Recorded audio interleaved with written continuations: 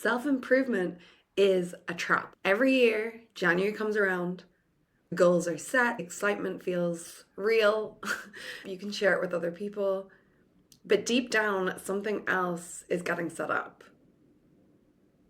So why do we end up in this place every January? Why do we like setting these time-bound specific goals that we either fail or win or succeed at? What's really underneath that? Typically, it's I should do this. It's placing expectations. It's engaging that perspective that likes to identify with identity, conditionality, and transactional, formulaic ways of experiencing life, where we're like, if I just do this, then this will happen.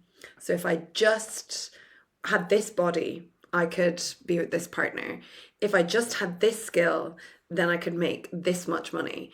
And our joy, peace, contentment, it's always in the future. Equally, this self-improving thing never materializes.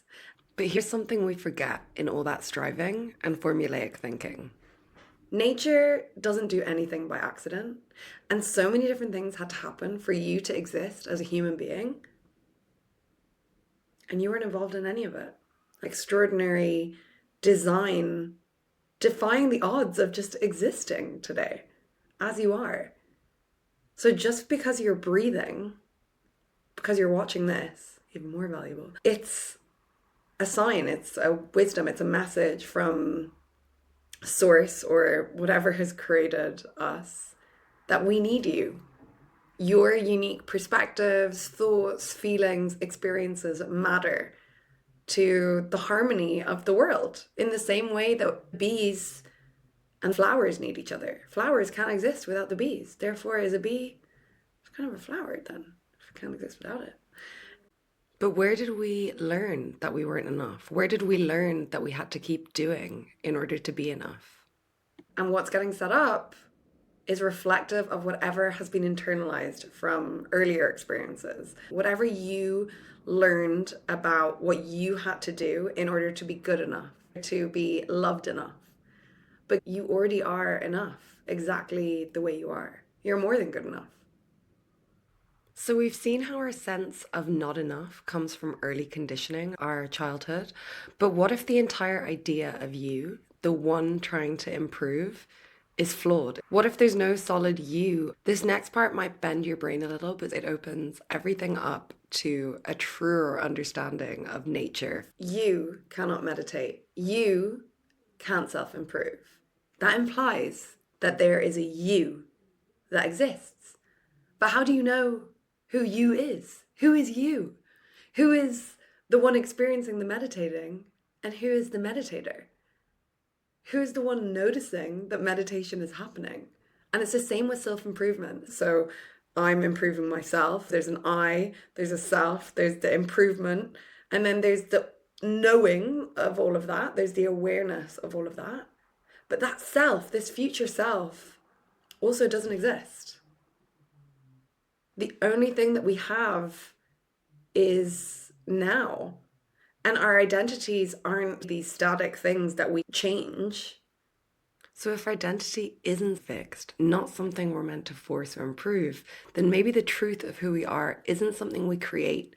It's something we notice unfolding. It's something we need to be aware of, present for. So if we really pay attention, we'll see that life is happening to us. In the same way, right now, breath is happening to you. You can't stop it. You need to apply force in order to stop it. But force is the unintelligent use of energy.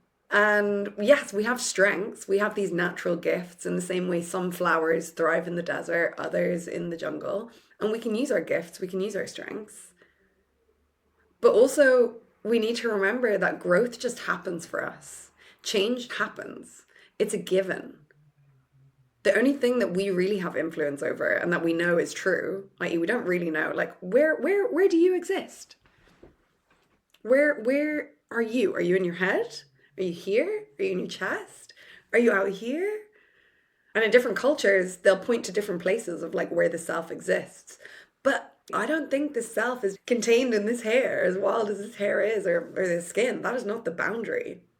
I mean, quantum physics would tell us it's the field around the particle, the wave energy, that is more telling, especially since we can measure the energy outwards. And all these other incredible studies show us how our energy fields interact with our environment and is actually communicating information. So I don't think the self exists in here. I think it's just this infinite energy, and it's localized here for a temporary time. Lucky ting. And that's kind of freeing. As abstract as that might sound, it's not just philosophy. So let's return to some of these studies. The first one is so interesting. If you like animals or you're just curious about them, this one's for you. So pet owners anecdotally notice that their pets would go and wait for the owner to return after a day of work or being outside. And the study monitored these pets while the owners left in a taxi. And then the owners would receive a phone call from the researchers to say, hey, your taxi's going to pick you up now. And once the owners knew that they were going home, i.e., they got the call about the taxi, that was when the animal actually moved to wait for the owner. So it could sense that energetic focus to come home and wait. They did a similar, well, it's not similar, they did another interesting study with plants, and this one blew my mind. So plants also give off frequencies. They give off ultrasonics, really high-pitched noises, but we can't hear them. And what they found is that plants would amplify their frequency once the caretaker came near, in comparison to a stranger.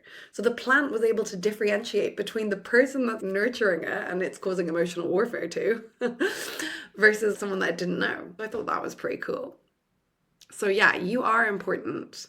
And just as you are, without changing anything, you're already changing. You just changed because that's inherent. That's part of your makeup, the design. But yeah, you're valuable. You matter to the plants, to your home, to your bed, perhaps. And change is happening, change is inherent. Then the only invitation for us is, how present can I be with now?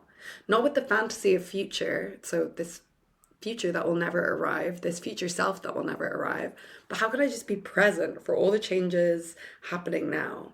How can I appreciate the ordinary and call it extraordinary? Because it really is. We've just come so used to the ordinary, including yourself. You're extraordinary.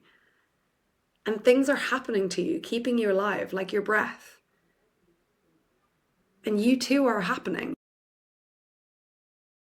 You too are a verb. You're not static. You're not stuck. And you're exactly where you're meant to be, doing exactly what you're supposed to be doing. And if there's things you're intuitively called to, but you're not listening to, you're not acting on, that's asking for your natural given gift or strength of curiosity. Is this something for you? Is it in flow right now with everything else you've got going on? And then what's the smallest action you could take? Not this big grandiose time-bound thing that can be a win or a fail, but just something to grow your relationship with it. Because we are relational beings. Everything for us is relational. Without our relationships, we're nothing. Think about any meaningless relationship you have. You're not going back to it for more. So create a meaningful relationship with your life. Remember that you cannot self-improve. You cannot meditate. There's so many things happening to you, like your breath, that you can influence, you can participate with, but it's also happening, like your heartbeat, your blood flowing around your body, digestion. You just support it all the time. And success, the definition of success is just moving forward. So you are designed for success. You're already successful. It's just society that tells us it's all these other things. And lastly, that doesn't negate from following intuition, following natural curiosity. Curiosity is important. It's only when fear and avoidance are in place that we don't have access to those gifts, to those strengths. And then just how can you make that step even smaller? And celebrate it. You deserve to be celebrated.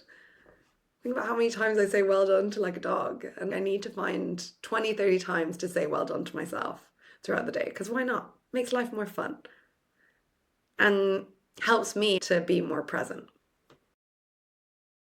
Thank you so much for watching. I appreciate any feedback, and I'm really enjoying exploring these different topics that I feel passionate about. Okay, bye. See you in the next one.